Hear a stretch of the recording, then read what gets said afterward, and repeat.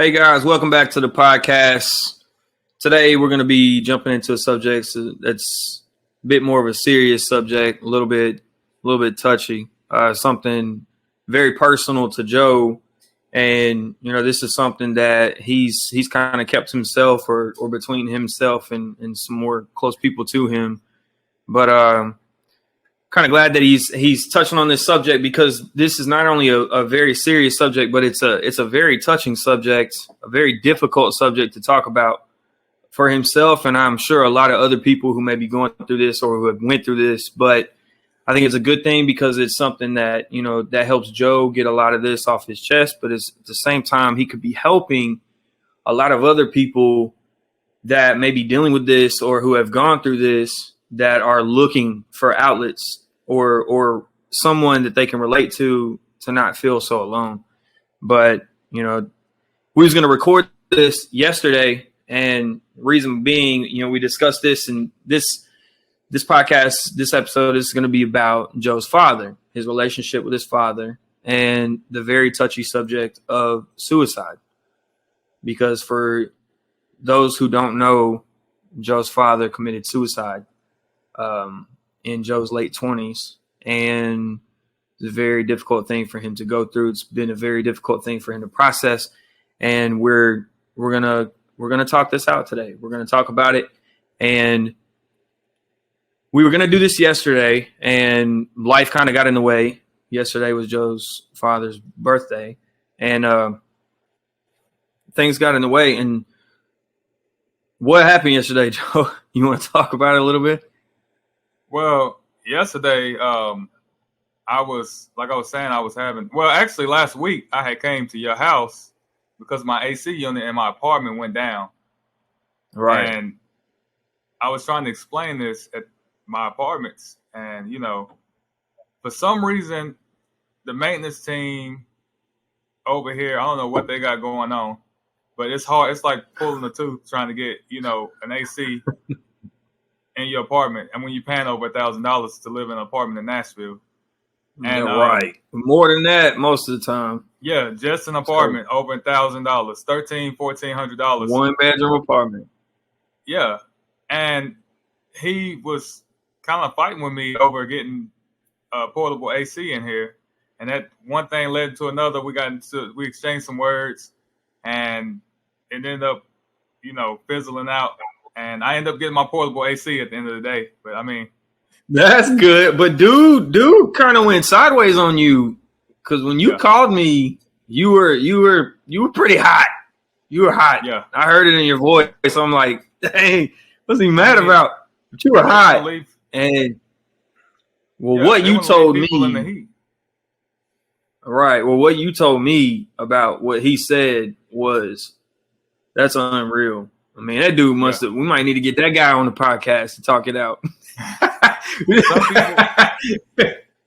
Some people are just disrespectful. Some people don't have compassion for other people.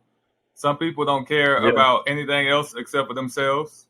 I mean, I'm pretty sure at the end of the day, his home has AC, So, I mean, all I can say is I like to treat people the way I want to be treated. And I know that's like kind of an old term, but I mean, that's true. Like, it goes into your adult life as well. Like, you treat people the same way. I mean, I wouldn't leave anybody in an apartment without AC. But I mean, neither would I. I've been there before. Like I was telling you back in, my early 20s, where they try to act like everything was fine and I'm tripping, but it ended up being insulation. And then I got no help with that, with my electricity bill. So you know how it is. And here goes my cat again. Oh, you recording? Let me play with the door. That's fine. Whatever. Yeah. So, I mean. Anyways, aside from that, moving over, how's your day going? How's your day going today? It's been pretty good. Like, I just been chilling. Just got off from work earlier. And, just been chilling, eating pizza like I normally do. Eating pizza? Yeah. Where'd you get pizza from? Little Caesars. Where'd you get it from? Little Caesars. Man, you get that? Did you get what we got last time? No, I didn't get the pretzel. No, I didn't get the no, not extra. pretzel. I just got the we had the extra most bestest or whatever that was. Yeah. What you been up to? Not working. Not working. Yeah, just relaxing. I'm ready to get to the weekend, man. That's what I'm doing. I'm whacked out right now because my sleeping schedule is just way off, and you know how it is when you're self-employed. You know what it is. Yeah. When everything's good, when everything's kosher, as far as like bills go, and then you get that little stint where it's like, I don't need to. Do I want to? And here lately, I've been leaning more towards I don't want to, so I'm not. Right. But I'm gonna get to the weekend. I'm gonna enjoy this weekend with the boys, and then I'm gonna hop back into it Monday. But that's pretty much what it is. It's kind of boring when I wake up because I'm like, man, I should go to work. But just a whole bunch of chill. Just a whole bunch of chill. Yeah, here lately, man. Yeah, the past couple of weeks is just a whole bunch of chill. But also, we've been doing this podcast. We've been doing a lot of stuff, getting it up and running, and all the other socials and linking, But you haven't been only chilling, though, because you've been exercising. You've been getting your walks in, walking, about 4 or 5 miles? Yeah, good point. Good point, man. I've been walking about 4 miles a day and also getting in some lifting every day that I've been off work. So that's a good thing because that's hard to fit in when you're working, man. Yeah. Like, you know how long I work. They getting in late. I don't feel like doing none of that. But I've been getting that in at least. So that's a sense of accomplishment, even though I'm taking the days off that I am. But either way, man, I'm ready to go whenever you are. We can dive into this subject. You good to go? Yeah. I'm ready. All right, man. Well, I remember you told me, like when we were talking about your dad and the relationship with your dad, I'm gonna go way back to when you were a kid when we were talking about this yesterday. And you said that you had a pretty good relationship with your dad, because your dad was at home, right? Yeah, married to your mom. Until I was y'all were maybe like in the 3rd grade. Okay. You mentioned to me yesterday, you had your dad in your life all the way up until you were about 11. Like you had a good, genuine relationship with your dad. He was a full-time father for you and your brothers, right? Yeah, pretty much. Okay. And you were, and the divorce with your parents happened when you were 11. No, I think it happened when I was probably like around like 9. Oh, when you were 9. But he was still pretty active in your life up until you were 11, is what you told me yesterday. Yeah. Right. Okay. Pretty much. So, like, when that divorce happened, did that really have an effect on you and your brothers? You're like the relationship with your father, the relationship with your mother. How was that when you found out about the divorce, and like when that all transpired and took place? How were you feeling, like emotionally? What was your mental state? How were you processing that as like an 11-year-old kid? What were you doing? What was your coping mechanisms? Well, I don't remember too much of it from how it all played out. I know back then they used to get into it a lot. They used to always argue and do all this stuff, and most of the time when I was young, man, he was kind of, I don't know, he drunk too, and he was kind of like one of those fathers that really wasn't too playful, So growing up, I was most of the time in my room. He was one of those dads, that'll put you in the corner, and he'll actually, he'll whoop you, if you did anything that you wasn't supposed to do. But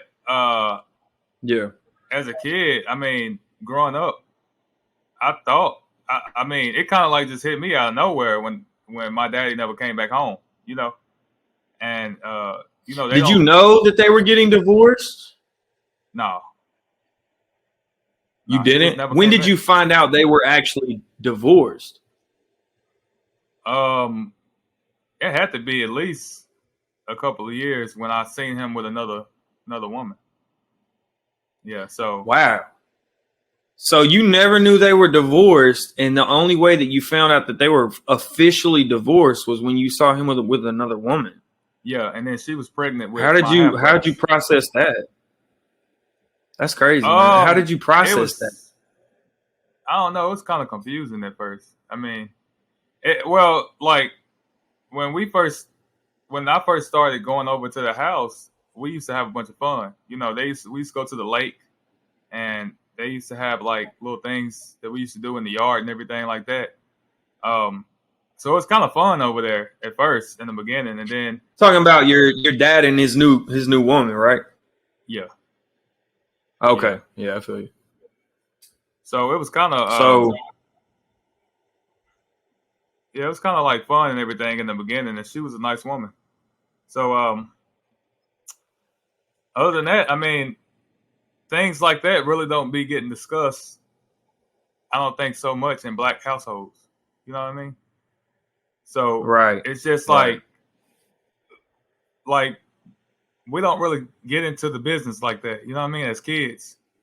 So yeah, that my daddy was gone, and that's it. And he had two other kids, and they was my half brothers, and we didn't really grow up with them. I mean, but we kept in touch. So your brothers that were staying with you when you were a kid, how many? It was two of them, right? No, just one. So my mama and daddy had, yeah. When they were married, they had two kids, and then when they got divorced, he had two more kids. So it was you and your brother that were living with your mom after the fact. Now, did your dad leave when you were 9, or like when was it? Yeah. How old were you when he actually left the house and never came back? I was probably about 9, 10. Okay. So during that whole process, up until you found out that they were officially divorced and everything, how did you cope with that? Did you feel that sense of responsibility, like, all right, man of the household, or were you just kind of like, things are so up in the air with my dad, you're still kind of taking a back seat to that role because you didn't know what was going on? Like, how was your brother even handling that? Well, he was pretty young, but I mean, we were both pretty young, so it was just basically just us and our mama, and so the house was just empty. So, I mean, it really wasn't too much of a difference, other than we didn't hear all the arguing and stuff all the time, Yeah. But, so would you call it more of a positive experience at home now that they weren't arguing anymore? Or like, how was it like a negative drawback because of like, how did it affect your mom in the household? I would say her parenting change with positive.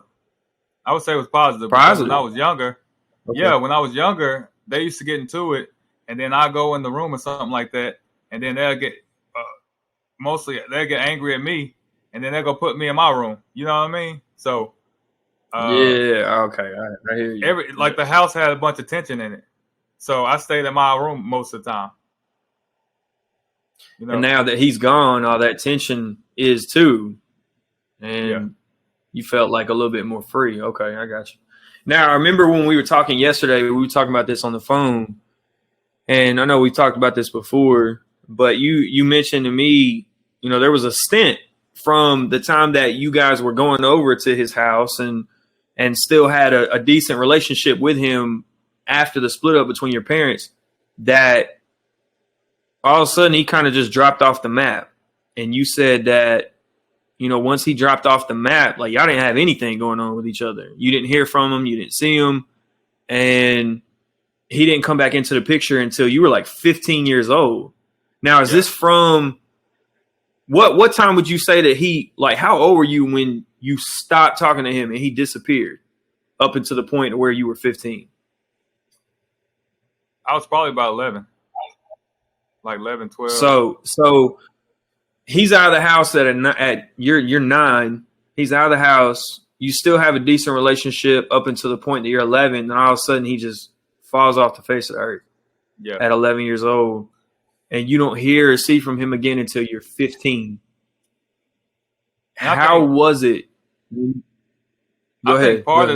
I think part of that is because after the divorce happened or whatever, I think my mom was going after him for child support, and that like just rolled over. He was back child support, and so I think he was working underneath the table and hiding from the police. So he just kept his distance because he's probably thinking if he came to see us or something like that he'll get arrested for not paying child support. I think they took his driving license and everything. So, he didn't come back into the picture until we had a wreck when I was 15 years old on car flipped over and all this stuff. It was really traumatic. And he came back in the picture when we had that wreck and my brother had to be taken care of. When we had the wreck, nothing happened to me, but my brother, a lot of stuff happened to him. So he had to have that person there to take care of him. And I guess my dad, he stepped back in the picture and they stayed over there at my grandma's house while my little brother got back better and to go back to school. But after that, I think later on that year, I actually was going at it with my mama. I was having a bunch of beef with her, and I ended up saying, since my daddy came back to the picture, we kept connection right there. And man, my mom was having a lot of stuff going on. I said, just send me to my daddy. I didn't know where I was going. I just went out to his house, and he was staying with another woman and their kids. And different woman. Yeah, different one, whole another woman. And he was staying with her and her kids. I ended up going over there with a pocket full of money. I woke up. I spent the night. Woke up the next morning. All my money gone. It was out in the middle of in the hood. You know what I mean? So it was really rough. I mean, drug area, police circling the block, and where was this? Mom, in North Nashville. Where was this at? North Nashville. Where specific? Like Rosa Parks. Oh, okay. Yeah. Yeah, it makes sense. Yeah. So, I mean, we had my mom had. I think she got a truancy call because I was over there with him for so long. Because she let me go with him, but I missed school, so she got a truancy call. And you stopped going to school? Yeah, my daddy wasn't trying to put me in school or whatever, so I stopped. And the truancy people came to my mama's house or something like that, and she called my daddy and told him that he needed to bring me home, or she was gonna send the police to come pick me up. So I had the police come and pick me up, and I spent the night in juvenile. And I went back home. My mom came pick me up. I went back home, and I ain't see my daddy again after that. I mean, I talked to him every now and then, but I haven't seen him again after that until I was about maybe 23. So he gets briefly reacquainted with you at the age of 15 after disappearing at 11. So you go 4 years not seeing or hearing from him because of child support. And see, that's unfortunate because I have personal experience with that, with my own dad and then with myself as well, going through my stuff. And I can see where they are relentless when it comes to men. Yeah.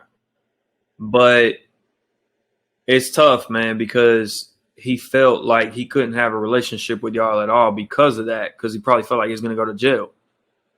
But I still, no matter what, I get it. But at the same time, it's no excuse to cut yourself out of your children's lives like that. But when he disappeared, you said he disappeared again, basically after you had to go back to your mom's with the truancy issue when you were 15. Once it kind of set in that he was gone, and you didn't have anything to do with him, how did that affect you moving forward? And did that have, I know 15, that's high school years. That's for a lot of people, high school years are like when depression, anxiety, and emotions are running wild. Yeah. That's when you're really trying to get a grasp on it. That's brand new for a lot of people. It was for me, I know. But when you're coping with your dad just in and out, and then you're going stints, did that affect you in any way? like moving forward, I mean, how did that have any type of impact on like relationships, friendships, relationships with girls you met in school? I mean, did you have any type of attachment, detachment issues, anything like that? Like that may have stemmed from the relationship that you had with your dad, going back and forth from having something to not like that for so long. You know what? That probably explains the way I cut people in and out of my life all the time. I can cut you off, talk to you, cut you back off. But I mean, I think it really, all that stuff happened when I had to go back home. I think it really just, it put me into like grind mode, like where I was really thinking to move out, like move out. So I went and got my license. Yeah, I went and got what I did was I went to school. I got all my grades up so I can get a permit. Then I got my license. Yeah. Then I started working. And then, I met you when I was in high school. So I started working. I was grinding. When I met you, were you 16? Yeah. Wow. So this was kind of fresh. This whole moment in your life was kind of fresh when we met. Yeah. Go ahead. Sorry. That moment happened like a year before I met you. So, I just got into grind mode. Like I didn't like staying with my mama. He left. So I'm like, okay, I got to find my way to get up out of here and get on my own. I end up, getting a car, getting a job, going to school, working, and I end up dropping out of school. I said, I can't risk staying in school when I was getting promotions and all that type of stuff. So it was like, go get promoted or go to school. And I was ready to move out. So I just moved out when I was 17, like a couple of months before I turned 18. Where'd you go? Where did I move to? Yeah. I moved in East Nashville. With who? By myself. You had a roommate? No, I lived by myself. How old were you? I was. No, I know you lived by yourself. No. When I moved out when I was 17, I stayed with my grandma for like 3 months. Okay. And right when that happened, It was my 18th birthday. And on my 18th birthday, I got an apartment because I was a crew manager. Were you? Yeah, I was crew manager White at Castle. So all of that, So we was balling back then with the $10 an hour. Exactly. We were like 1061. We felt like we had it. Yeah. So and for those that, if you haven't watched any of the previous episodes or you don't know the backstory, me and Joe go way back, 18 years of friendship. We met when we were working at White Castle. I was a manager. He came in as a kid. He was 16. I was like 20, right? And, like I was still, navigating my early adulthood, and me and him became friends and connected through music. Because back in those days, in my early 20s and his late teens and his, all the way throughout our 20s, we dabbled in music and collabed on a lot of stuff. And that's what drew our friendship together. And that's what created a bond like we had today. But, that's, when we talk about like these things that we're relative to and stuff like that, it's because we go way back. So when he came in to White Castle dealing with all of this, I was then inserted into his life, and I saw a lot of this raw emotion, and I can draw back to where like you had a lot of conflict at work. You would get into some arguments, and now talking about this stuff with you, where you're battling all this, in your head, you got a lot of emotion boiled up inside of you. I saw a lot of that come out, and I just thought, man, He's combative. He's argumentative.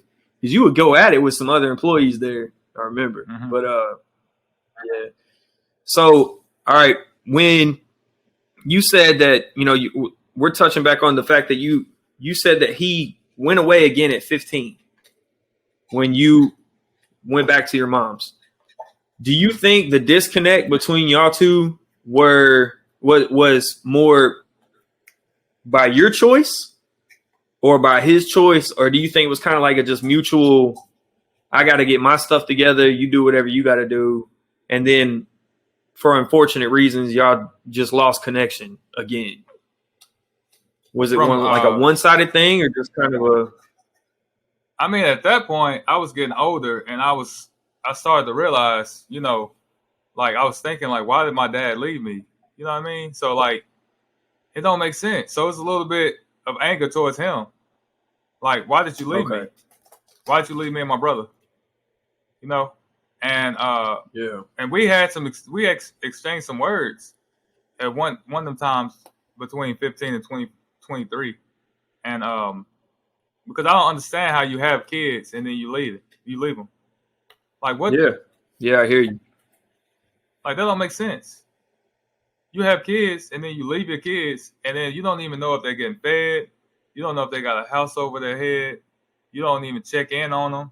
You're not there to give Christmas gifts. You're not there to say happy birthday or, it's crazy. Like I never understood that. And that affects you. You growing up and you don't have none of that. You don't see any of that. That affects you a lot. So as I gotten older, I really didn't want to have a relationship with him. I was just trying to keep it cordial when I seen him or something like that. But right, I didn't know where he was living at or anything like that. I didn't know where he was at. So I mean, well, when you guys reacquainted, when you said you were like 23 or 24 years old, what was it that brought y'all back together at that point? And then when y'all did get reacquainted, how did you kind of handle that relationship at that point where you kind of like, all right, look, you're back in to an extent, but I'm not letting you all the way back in because I don't trust it, because I could understand that at that point. I mean, at 23, 24, I know, the mentality of being a young man at that age. I know how you're processing things at this point. A lot of things start to become clear to you when it comes to stuff like that. So what was your standpoint and how did you approach your relationship with your father now as a grown man? And here he is back from, disappearing at 15 to now. I mean, that's close to a decade, bro. That's a long time. Yeah. You know what? I think about it now. The times I did see him was like at funerals and stuff like that. That's when I seen him, like at a funeral or something like that.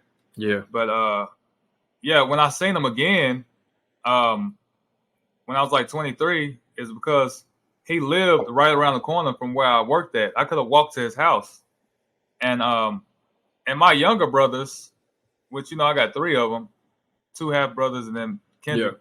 Yeah. My younger brothers, they treat him like he's just God. You know what I mean? I'm not like that. Like I treat him like how he was treating me. So that was the old, and they treat him like he just never did anything. And I'm like, no, I can't move like that. You have to own up and apologize for what you've done and how you affected my life. Not mine, but just all of our lives. And, he never even talked about any of it. So, I mean, so when I started talking back to him again, well, I didn't even talk back I think I talked to him a couple of times after I went and saw him for the first time when I was 23. But then that fell right off, like within 6 months. And I think I didn't talk or hear from him again until, I think like a year before he died. Maybe like a year.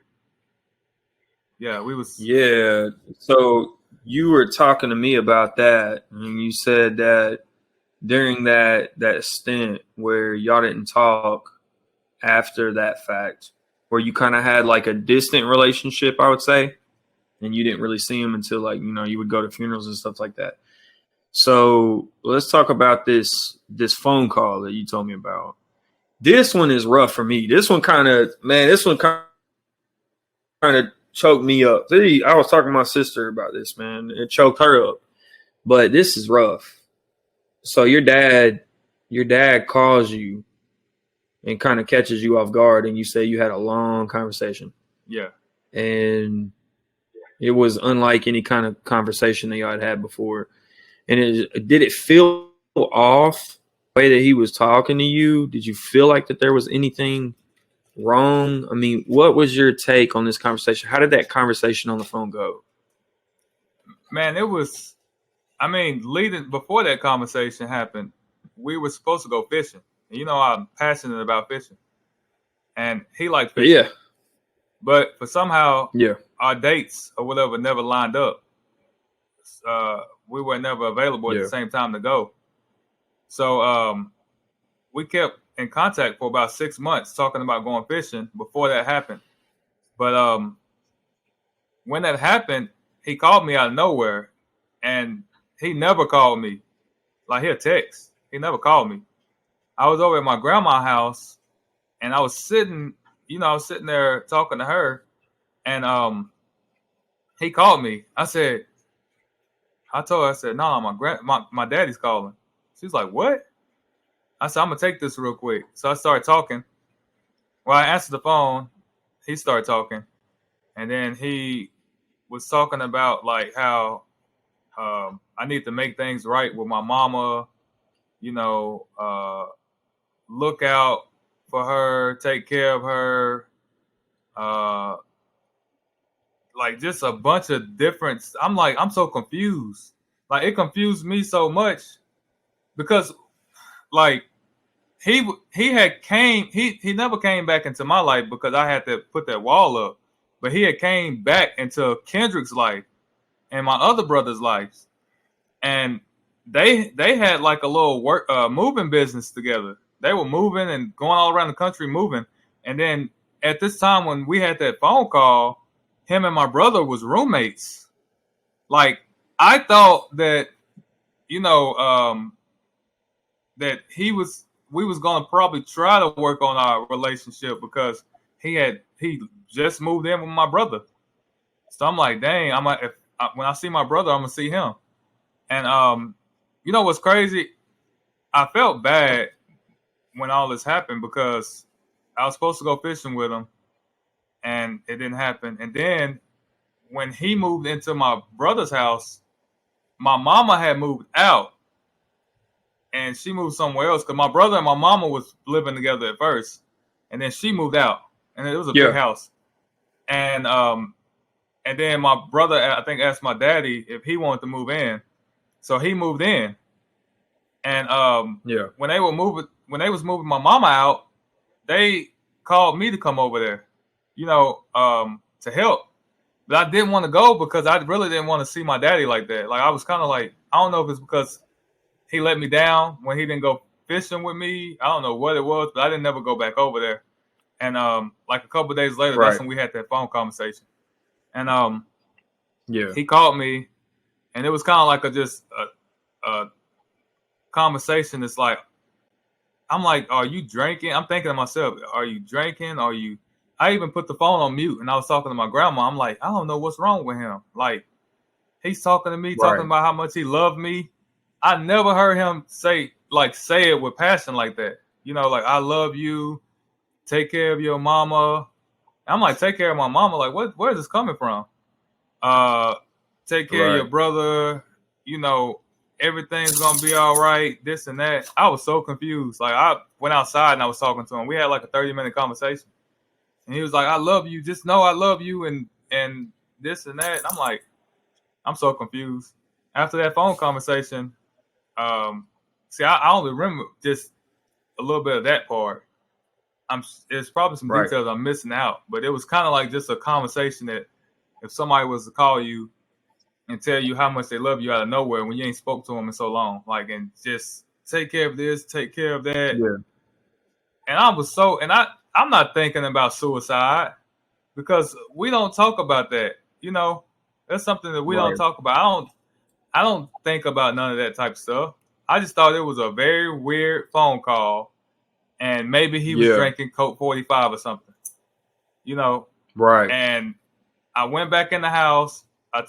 After we got off the phone, I went back in the house with my grandma. I said that was the weirdest phone call I ever received in my life from him. And I explained everything to her. And it was just it was crazy, man. It was crazy. But Yeah, that see, was so like when he called you like that, and it didn't give you any type of indication at that point that he could have been suicidal or anything like that. no. I mean, I think a year or two before that, he had done something. I never believed he'd done something like I think slit his wrist or something like that.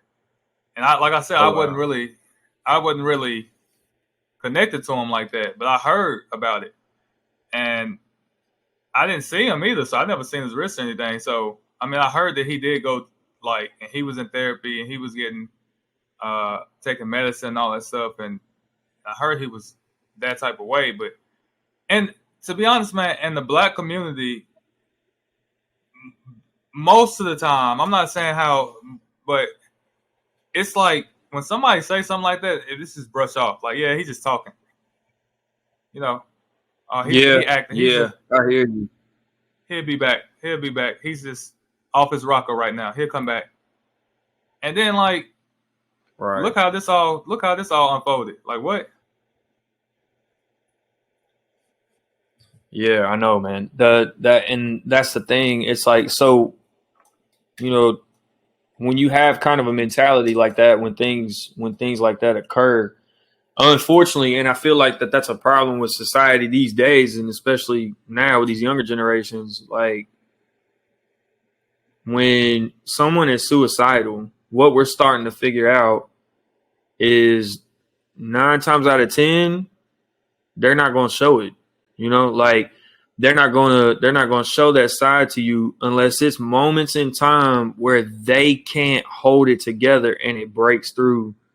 But for the most part, you never really think those around you or your family members or your friends or anybody like that. You don't think, nah, you're like, nah, not my people, not my friends, not sister, my brother, my mom, my dad. You know, like you don't think that that's gonna happen until it does.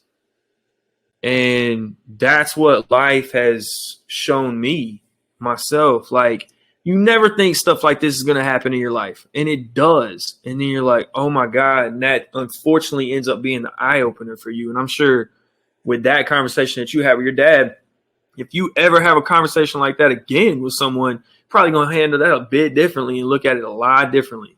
But, you know, It's based not a on that joke until it conversation. happens to you. Right, You know? right. And you usually take it lightly. You don't take these things seriously if you never had anything like that happen in your life. And unfortunately, that's the thing. Like, that's what possibly tends to be the reason why they happen, is because no one takes them seriously. No one pays attention to their cries, you know, for help and stuff like that. But when that conversation happened with you and your dad, you got off the phone, you know, I'll let you talk about, you know, that what happened. I mean, obviously we've already spoke about it. You know, he ended up following through with the unfortunate event of committing suicide. How long from that conversation to that happening was it? What was the span? How many days? Was it days, I think weeks? it was a couple of days. I think maybe that happened. That conversation was on a Friday, and I think on Saturday. I think on Saturday I think it may have been the next day. On Saturday he was my brother had called me, or my grandma. I talked to my grandma, and they said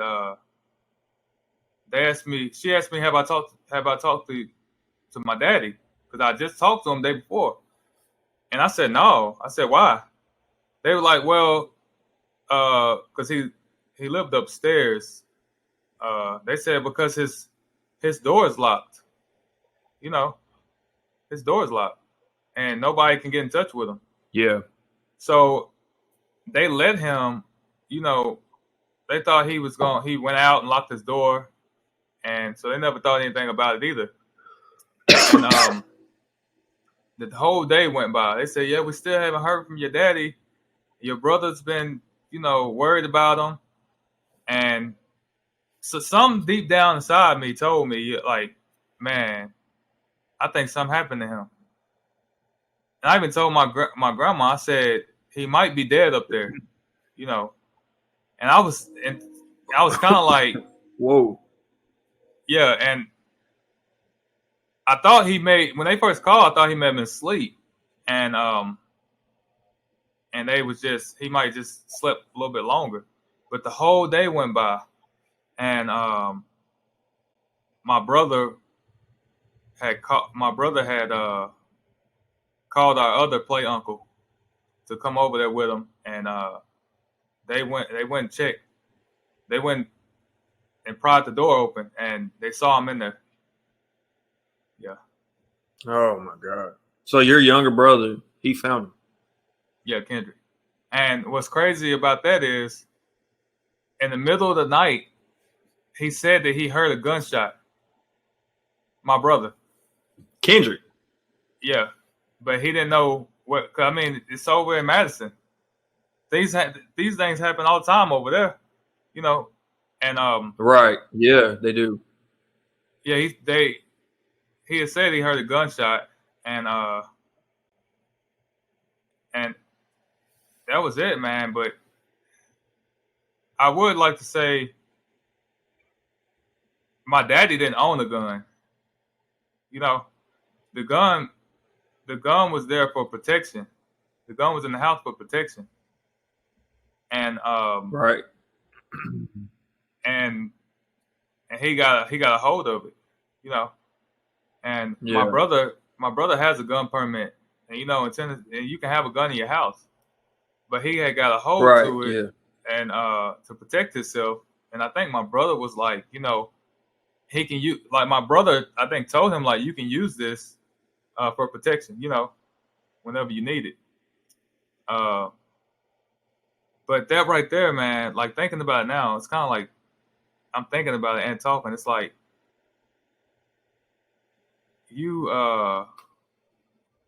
when people are going through something and they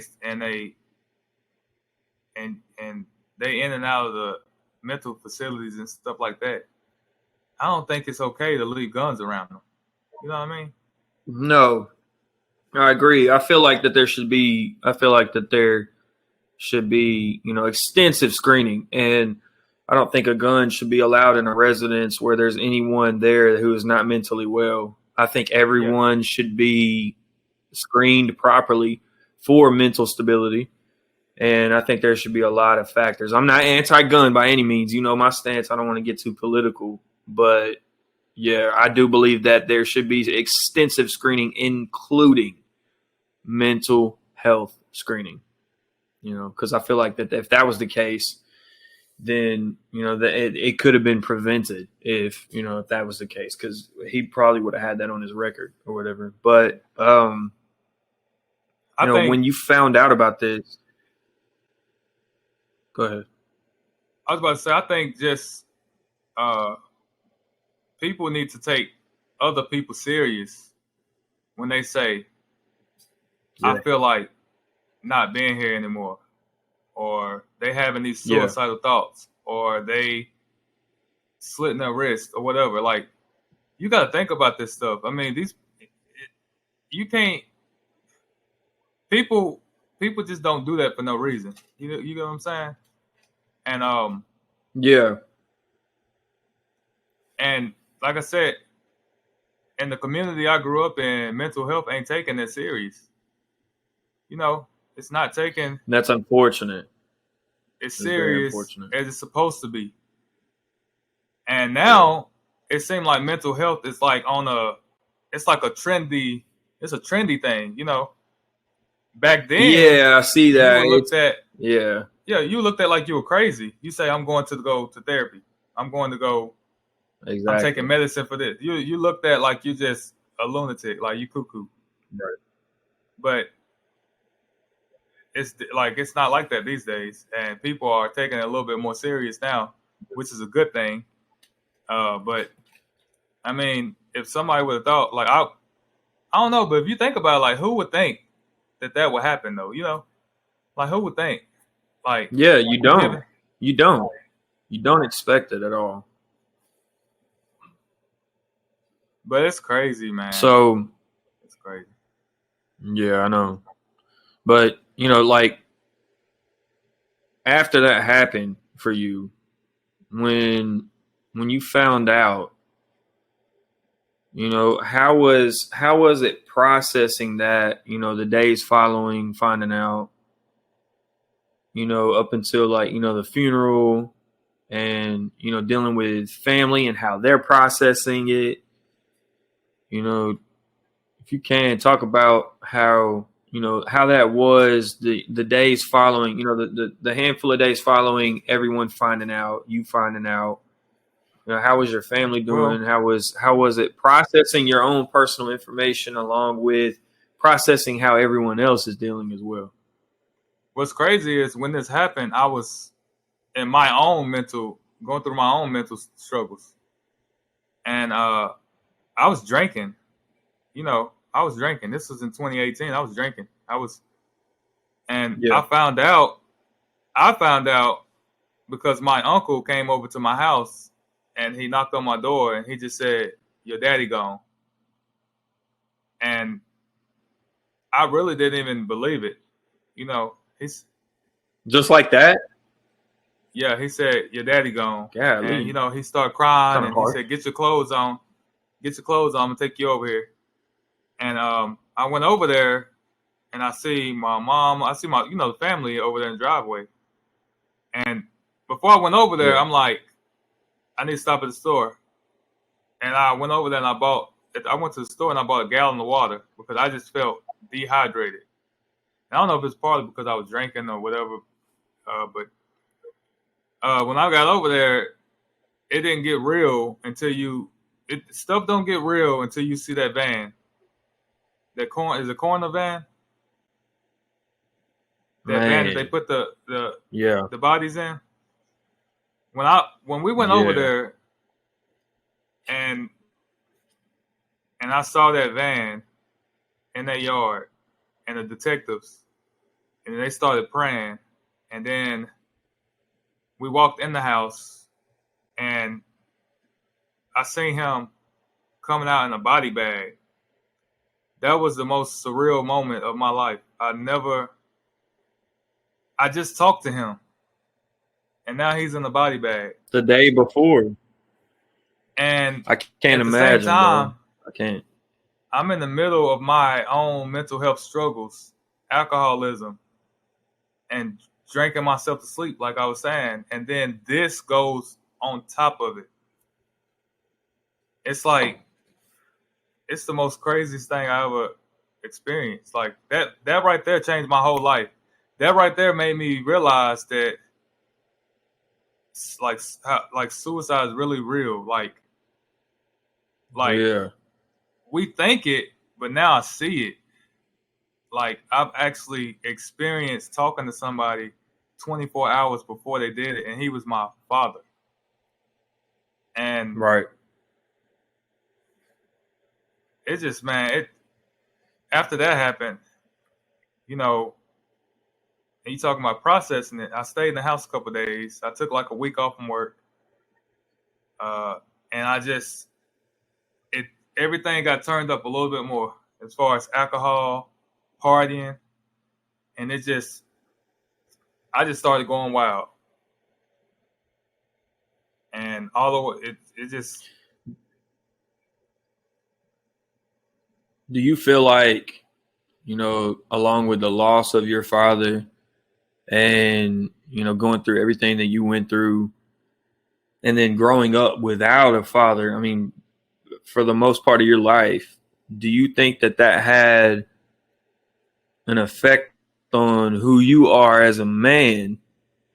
And do you have any lingering resentment, from the past and all the way up until, the ultimate decision that he had with taking his own life? I mean, how has that been struggling with dealing with the loss of someone like your father? And then also, you know, you have stuff that you haven't yet been able and you never will be able to get closure on. because y'all never had to have, you never got to have that genuine, real sit down, lay everything out on the table type ordeal. So you're left with that wide open. And how has it been as a grown man? You're now in your 30s. You know, coming into your own personal being a man, how has that shaped your mindset about you feel like you need to be? Do you think that it's shaped you into, a certain type of man, or is there any type of area that you feel like you may actually lack in that, because of not having that father figure around? How has that been, being a grown man now with all this behind you, and you're left to process it on your own? Well, when you grow up without a father like that, I mean, it was, you think he coming, he not coming. So I know it sounds crazy. I've been like grieving the loss of him for a long time, because he'll leave and he come back, and it's like I've already been I already lost him, pretty much. But then That's deep. That's deep, man. Yeah, when that happened, that was like, it's done with. It's like it's no more trying to make things right or nothing. I can't never get nothing will ever change ever again. Like, and it changed my view. His death, I think, helped change my view on how I see life. Because I did go through drinking some more after that happened, and yeah, for a little while, but then I realized that, like, I can't end it like that. You know what I mean? I was having those type of thoughts back then, and when that happened to him, I'm like, I can't end it. I can't end it like that. So it's almost as if you got a chance to have a firsthand experience dealing with your own suicidal thoughts back then. You got to have a firsthand experience of what would happen and the ripple effect that it would have if you were to make that decision. So it got you the opportunity to have a whole new perspective on those thoughts. So what it sounds like to me is it's actually you had developed somewhat what it sounds like some pretty positive coping mechanisms. Instead of going at it in a negative light, you were kind of trying to pull anything positive fairly quick away from it that you could. And that's one thing that I've noticed about you growing up with you as your friend, that you have always been a glass half full kind of guy. But yeah, that's actually that shows a lot of strength for you to be able to pull positive like that so quickly from the situation and utilize it and use it to help yourself with your own coping mechanisms. It made me realize that life is precious. It made me realize that it was right. After a few months and after a year and after I got sober, it made me realize that how precious, how fragile life is. It can really be gone just like that. That's wild. Like, yeah, I haven't had that type of death that close to me. Like, yeah, ever. Like, it's always been great aunts or somebody else's funeral I've gone to. But your daddy. And I still struggle with those. You're all natural, they died in their sleep peacefully at our old age. I still struggle. I don't do funerals. All right. It's and you know what? Such a negative impact on me. I'm gonna tell you something. His funeral was the last funeral that I ever went to, and it's the last funeral I'll ever be at, because seeing him in that casket, it affected how when I think about him, I see him in that casket. So I don't go to funerals no more, period, because I've had aunts that I lost since then. And one of my favorite aunts that I grew up with, I used to skip school, go over our house. We used to watch wrestling together. Hint, shirt right here, AEW. We used to watch wrestling and stuff together. Yeah. And she passed away. I didn't go to her funeral because I wanted her, that memory that I had with her and all those special moments I had to be a with her. positive one. Yeah. So now when I think about her, I don't see her in no casket. So I stopped going to funerals because of that, because I don't want to see nobody like that, especially somebody I had a connection with.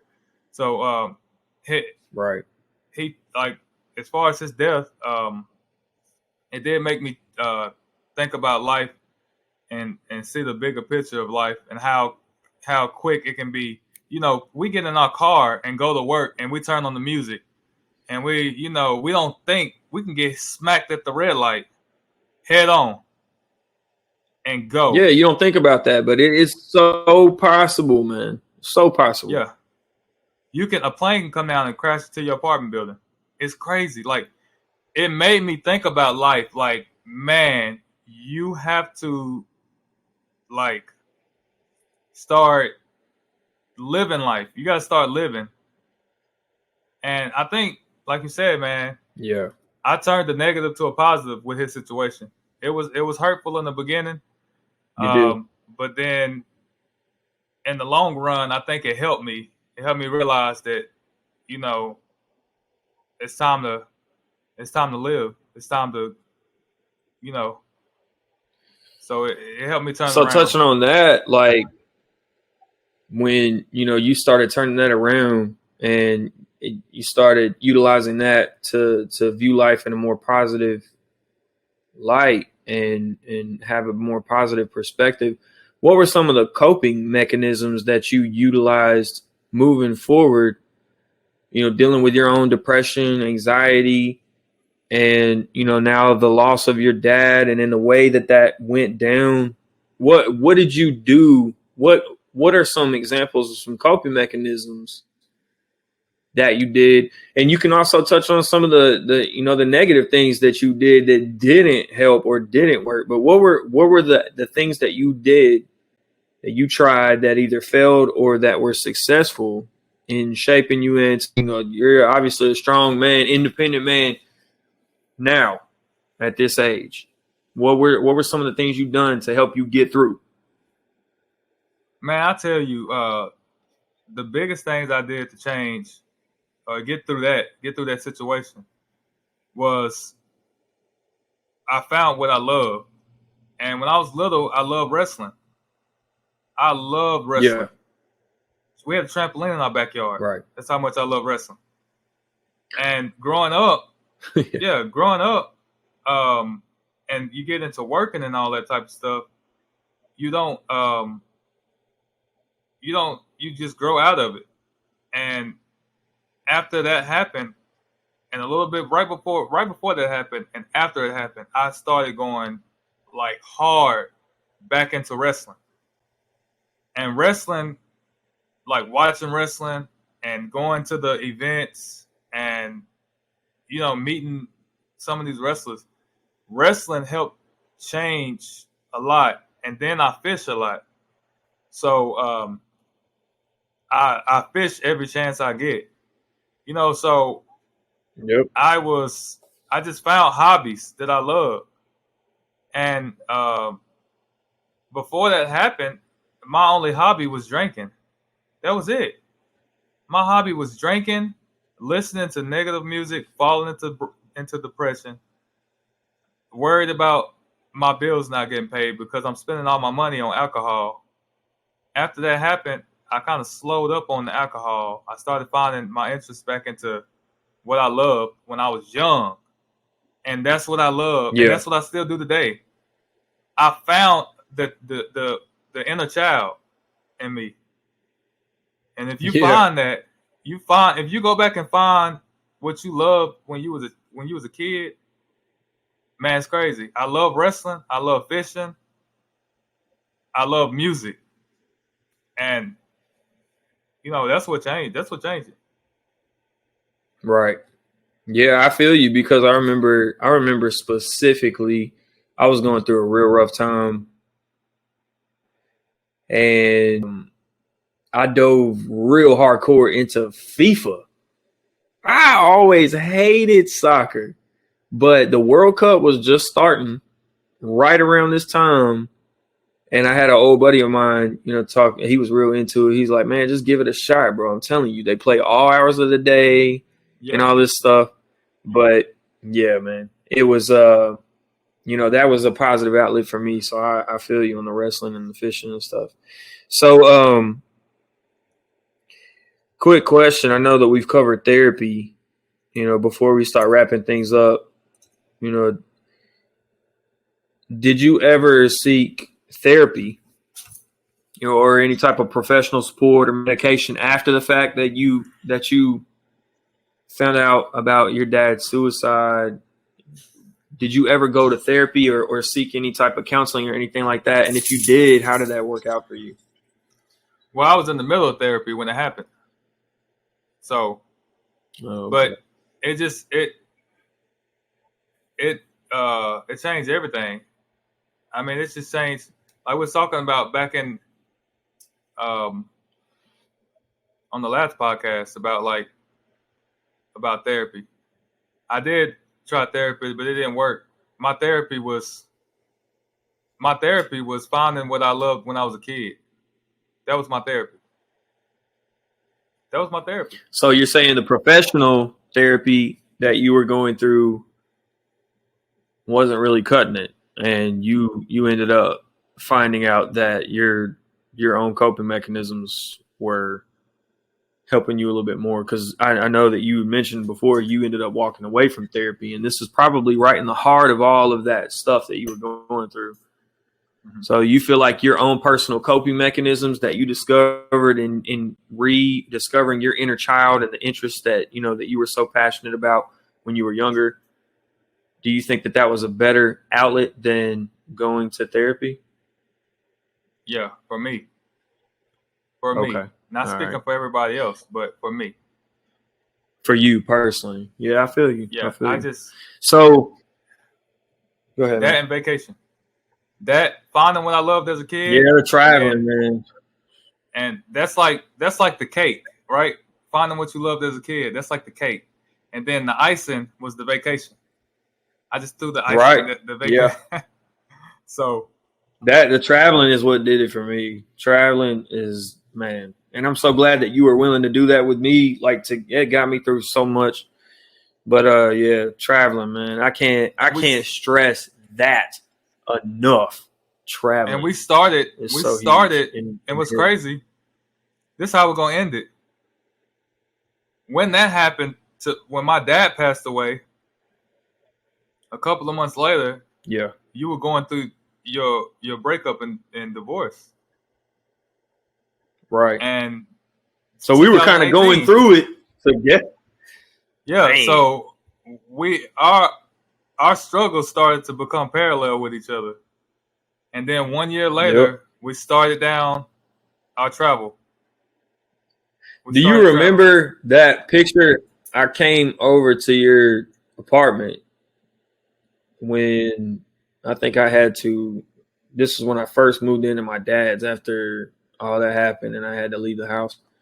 I was sitting on your steps. Remember, you lived upstairs.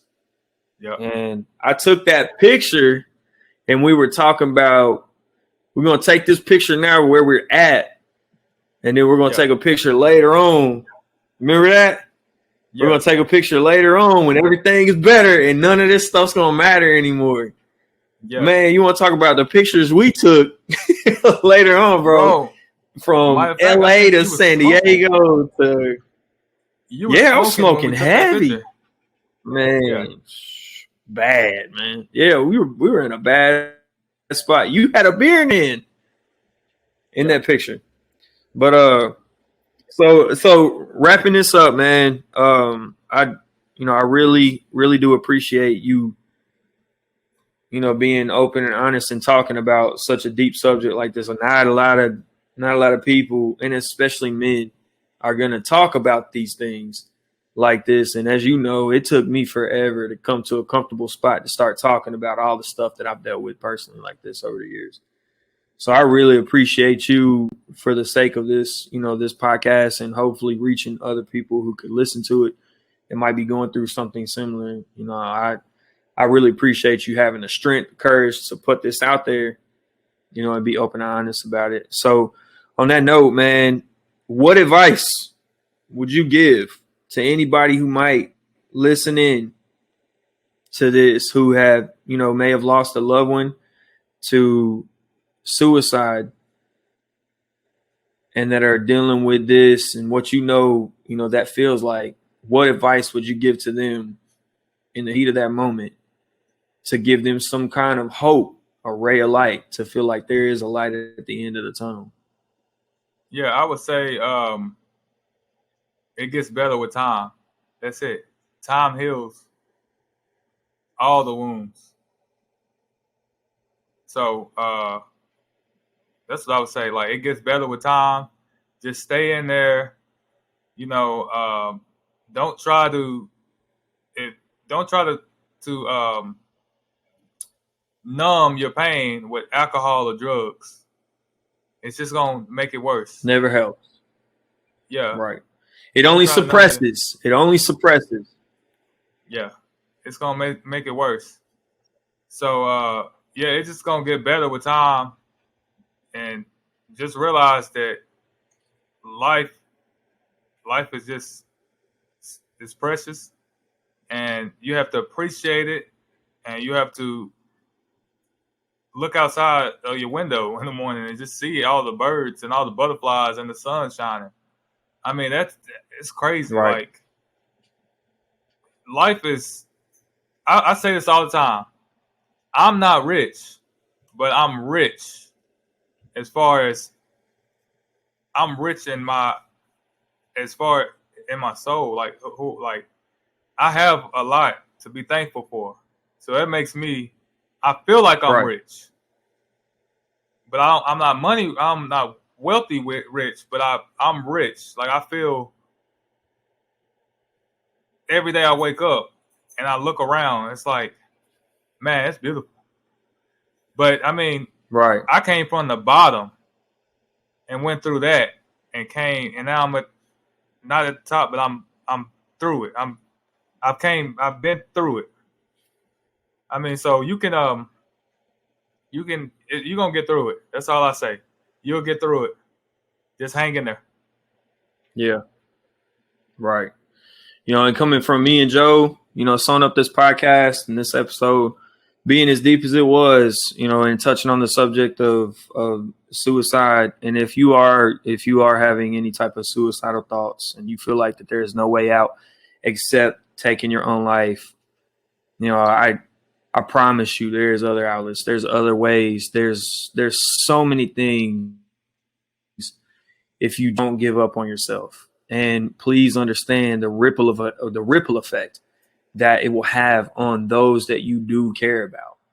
And, it changes the trajectory of so many lives whenever that happens. And it's not for the better.